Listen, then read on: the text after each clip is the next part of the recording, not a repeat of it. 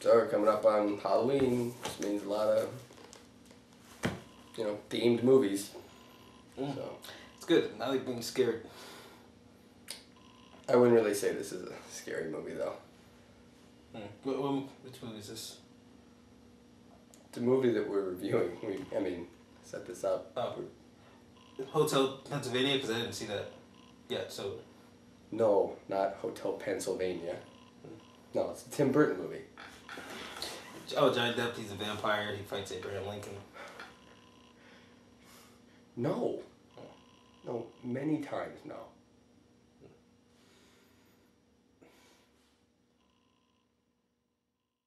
Frankenweenie!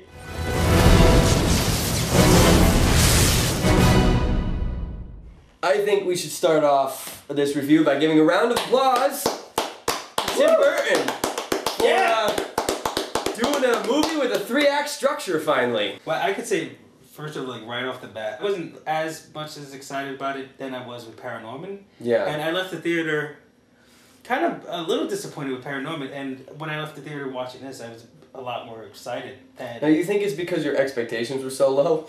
I think so. Yeah. Because I looked at Paranorman and everything was just like, they were showing you behind the scenes stuff. This was very kind of like hidden, and then they showed like, you know, like little bits of it, and it was just like, wow, that kind of looks really simple compared to all the mayhem. Yeah. Like Paranorman. Well, that's what I felt. It was fun, and you know, it was very simple. All the stuff that's been coming out, it just feels so beyond what, you know, like animators could do at their house. Like what we did in the last review. Yeah. Yeah, it was simple in a lot of ways. It was simple in story, simple in animation, simple in style, simple in character design. They didn't do much with texture. Obviously it was black and white, so they didn't have to worry about color or anything. There was stuff that was very familiar to what he normally does. Mm-hmm. But it wasn't like, he didn't push it to the point where it was annoying, you know? Yeah, it was just a little bit... I feel like maybe there was someone sitting by him, and he was like, oh, how about we add this? And they go, no. He writes down an idea, and they just take his head and rub his nose in it. No! You think about what you did. You think about Planet of the Apes. This is our third review, and it almost seems like tradition. I have to ask you the simplest question on the planet. Overall, the film, did you like it? I think I'm gonna say I loved it. One of the kids' pets was named Shelley. Yeah. You know, Mary Shelley's Frankenstein. Obviously, Victor. It was Victor Frankenstein. The neighbor / mayor. His last name was Van Helsing. You know, Teacher looked exactly like Vincent Price. The guy who did the voice was Martin Landau, who I'm fairly certain did the played Bela Lugosi in Ed Wood, which was also directed by Tim Burton. I thought the message was pretty simple and sweet and not overbearing, although the ending betrayed that message a little bit. It wasn't too much like Frankenstein. They had the torches moment. Yeah. The villagers get all the torches and go up. Now, do you think this was, like we mentioned from Paranorman, whether it was scary for kids, too scary for kids? You said no. I thought Paranorman was more scary. Yeah. You said this one was more scary. Maybe not more scary, but maybe it's the looks of the kids. Because as like Paranorman, a lot of the characters are very, you know, kind of goofy looking, as opposed to this one where the girl with the giant eyes. Yeah, but nobody was really scared of that in my theater anyway. I saw it in matinee, so there's a lot of kids in my theater. And they were laughing at parts that I did not expect them to laugh in. The cat was funny, but the cat's character design reminded me a lot of Beeper. Didn't it? Yeah. Every one of these movies, I try to point out how crappy the parents are. Mm-hmm. Now, the parents weren't that bad in this one. Right. There's little things, but I can't talk about it until later on. But they weren't horrible. They were nice parents. They didn't say he was a weirdo or kind of... They weren't like in Paranorman. Yeah. They weren't judgmental towards him. The father wasn't this ex-jock, you know, like, you gotta be a real man. The mother wasn't this, like, dumb... Like Brave, pretty much. Yeah. She didn't turn into a bear at all. Yeah. I thought the parents said something sweet, which is in the trailer also. When you lose someone you love, they never really leave you. He'll always be in your heart. A nice kind of sweet message, and that actually does carry over a lot throughout the film. Probably the easiest way to talk about the message is basically heart. I think that's boiled down to one word. I think that is what the movie's message is. It's heart. See, that kind of bothers me, though. This special person goes into your heart. What if it's somebody you hated, and that's why you get heart attacks? This was an absolute love letter for anybody who liked creature features. And I'm a huge creature feature fan. I'm a huge monster movie fan, and especially the Universal monsters. Yeah. Which, you know, clearly, I mean, my first like full animated short was based on the Universal monsters. I mean, I love that whole era, and they had so many call-outs. They even had kind of not so obscure, but I guess obscure to some people, that they had Horror of Dracula. Live action. I think Christopher Lee plays Dracula, and it was a clip from the Horror of Dracula, the Hammer film. The parents were watching it on the TV screen, which was really cool. It's the only live action moment in the whole movie. Is there anything you did not like about the movie? I honestly can't say I didn't like anything. You know, I really? actually really liked it. Yeah. I'm surprised as well. No, scratch that. Uh-oh. I got it. I got it. It's always something. I got my one deuce that I'm gonna drop on this film. This is why nothing can be nice with you. It's going on YouTube. It needs a deuce to be dropped to appease the deuce lovers. There's a moment where the dog, after being brought back to life, and all of a sudden gets really tired, and Victor says, "Oh, you're running out of juice. You hungry, boy? Let's top you off." And he, you know, plugs something into the wall, and then he connects some connectors onto the bolts. Get some electricity back in the dog, and the dog perks right back up. So it's kind of like you got to refill the battery. It's like a rechargeable battery. That's it. That's all you see. That's the end of that whole concept, which I thought that was going to come back and play a part. Like they might as well just not put it at all. Plays no part in the movie. Because if you're going to add that scene, you're kind of giving the audience like, oh, okay, at some point something's going to happen. At some point it's going to come back. It's like, I don't know, it's like saying that someone is really good at archery and then never ever using it ever again. Brave. Stupid bear mother. Let's talk about animation before we get into spoilers.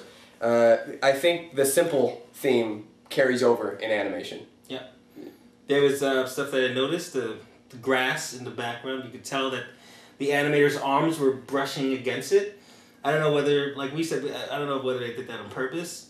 They must have. I mean, it's not... not a lot of cartoons now. Not a lot of stop motion now. They try to avoid that. The cat's fur, it's kind of, what is it, truffling? Is that the right word? Truffling? You mean searching for truffles? Every day is truffling.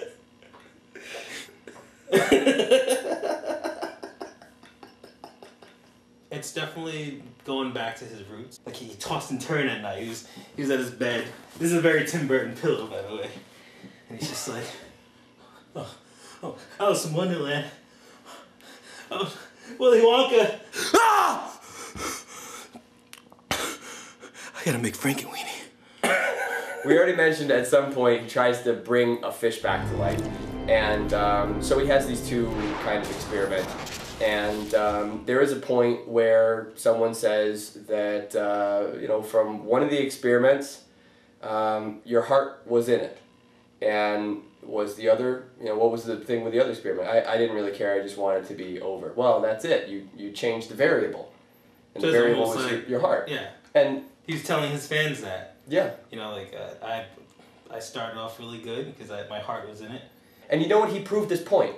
He proved this point because there was much more heart in this movie than there was in any of the movies that he's made recently. Do you think this was kind of like a breath of fresh air for him? Like a kind of escape from the big top productions? This one, it was a breath of fresh air, hopefully for him, but definitely for the audience. As long as we're talking about like a love letter to the fans and everything, I got that feeling in the beginning. The opening scene is Victor showing his parents like a little stop motion, not really stop motion, he's playing with toys, but it's kind of like as much stop motion as you do on an old VHS. Cardboard boxes and army men. Almost like he's setting the tone for the rest of the thing. This is me playing with my toys. Yeah. So maybe that was the feeling, I want to go back, I want to play with my toys again, like I did when I was a kid, like I did when I made Vincent. Yeah. You know. And a lot of the character designs look like his old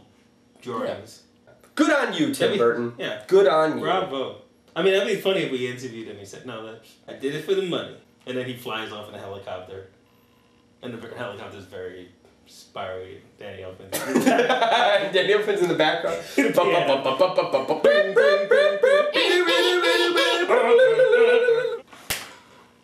The character animation was very good.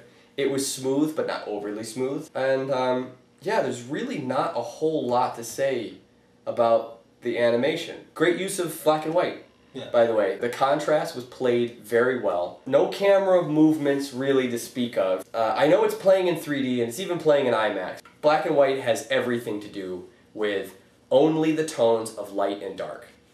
So, you know, if you mess with the brightness, you don't have color to fall back on. Do you know what I mean? Yeah. So I wouldn't watch it in 3D. I think that would take something away.